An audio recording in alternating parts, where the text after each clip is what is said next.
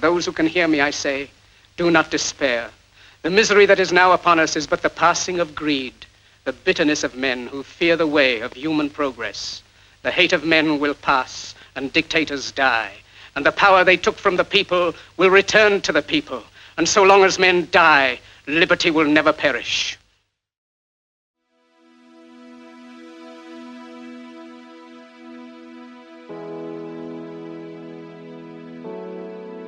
This is the story of your enslavement, how it came to be, and how you can finally be free.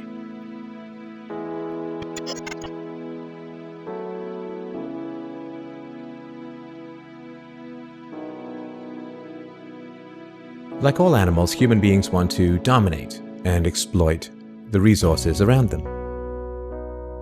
At first, we mostly hunted and fished and ate off the land, but then something magical and terrible happened to our minds. We became, alone among the animals, afraid of death and of future loss. And this was the start of a great tragedy and an even greater possibility. You see, when we become afraid of death, of injury and imprisonment, we become controllable and so valuable in a way that no other resource could ever be. The greatest resource for any human being to control is not natural resources or tools or animals or land, but other human beings.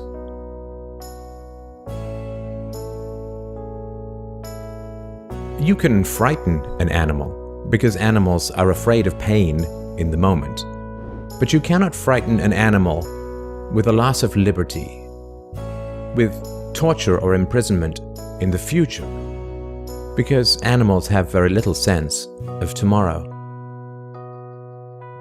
You cannot threaten a cow with torture or a sheep with death. You cannot swing a sword at a tree and scream at it to produce more fruit, or hold a burning torch to a field and demand more wheat.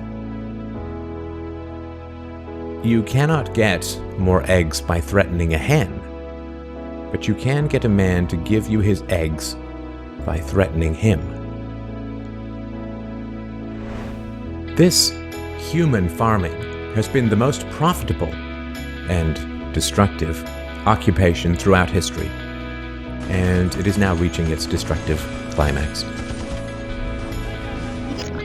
In nomine Patris et Filii et Spiritus Sancti. Amen.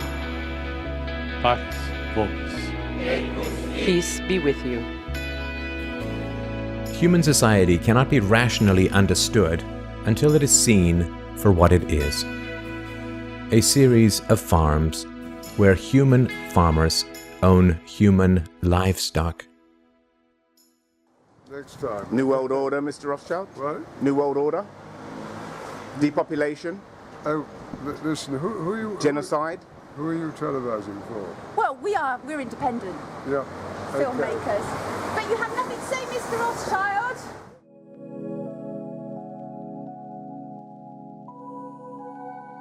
Some people get confused because governments provide healthcare and water and education and roads, and thus imagine that there is some benevolence at work.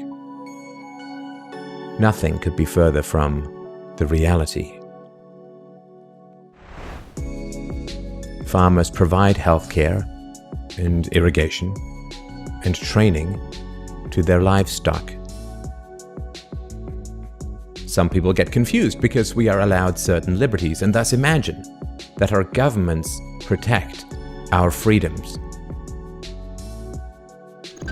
But farmers plant their crops a certain distance apart to increase their yields and will allow certain animals larger stalls or fields if it means they will produce more meat and milk. In your country, your tax farm, your farmer grants you certain freedoms, not because he cares about your liberties, but because he wants to increase his profits. Are you beginning to see the nature of the cage you were born into? There have been 4 major phases of human farming. The first phase in ancient Egypt was direct and brutal human compulsion. Human bodies were controlled, but the creative productivity of the human mind remained beyond the reach of the whip and the brand and the shackles. Slaves remained woefully underproductive and required enormous resources to control.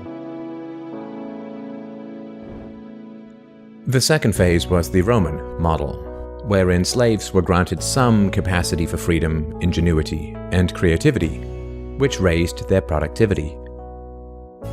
This increased the wealth of Rome, and thus the tax income of the Roman government, and with this additional wealth, Rome became an empire, destroying the economic freedoms that fed its power, and collapsed. I'm sure that this does not seem entirely unfamiliar. Glorious news! An axiom! After the collapse of Rome, the feudal model introduced the concept of livestock ownership and taxation. Instead of being directly owned, peasants farmed land that they could retain as long as they paid off the local warlords. This model eventually broke down due to the continual subdivision of productive land and was destroyed during the enclosure movement when land was consolidated and hundreds of thousands of peasants were kicked off their ancestral lands because new farming techniques made larger farms more productive with fewer people.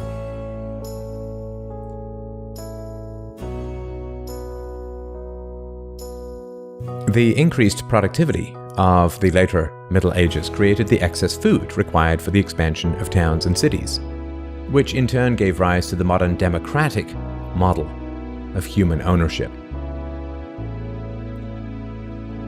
As displaced peasants flooded into the cities, a huge stock of cheap human capital became available to the rising industrialists.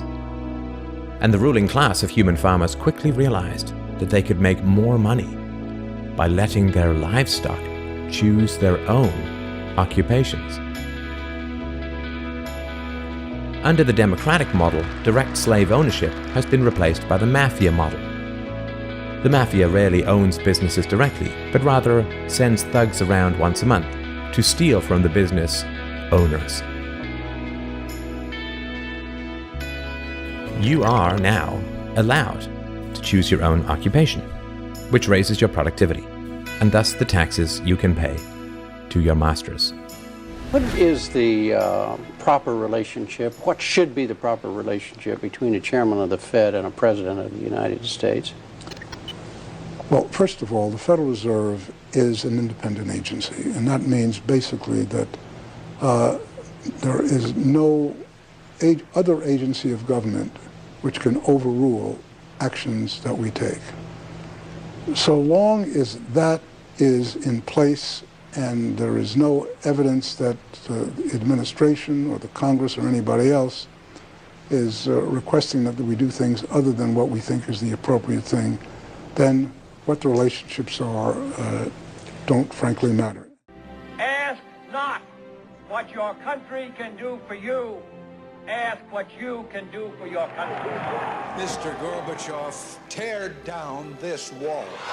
The only thing we have to fear is fear itself. I don't know what I said.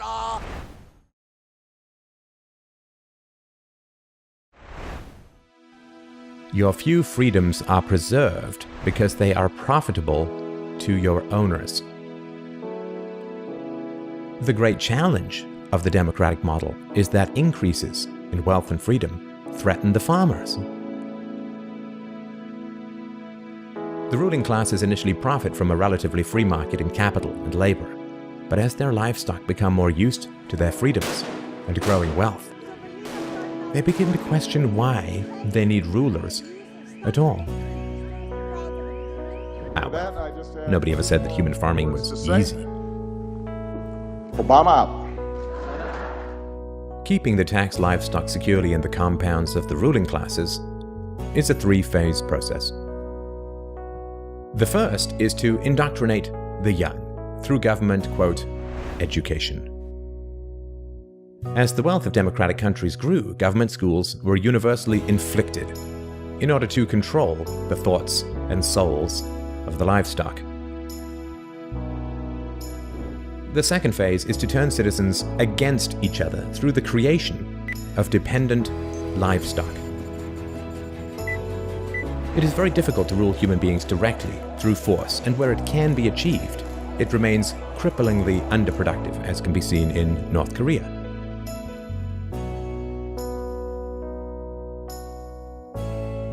Human beings do not breed well or produce efficiently in direct captivity. But if human beings believe that they are free, then they will produce much more for their farmers. The best way to maintain this illusion of freedom is to put some of the livestock on the payroll of the farmer. Those cows that become dependent on the existing hierarchy will then attack any other cows who point out the violence, hypocrisy, and immorality of human ownership.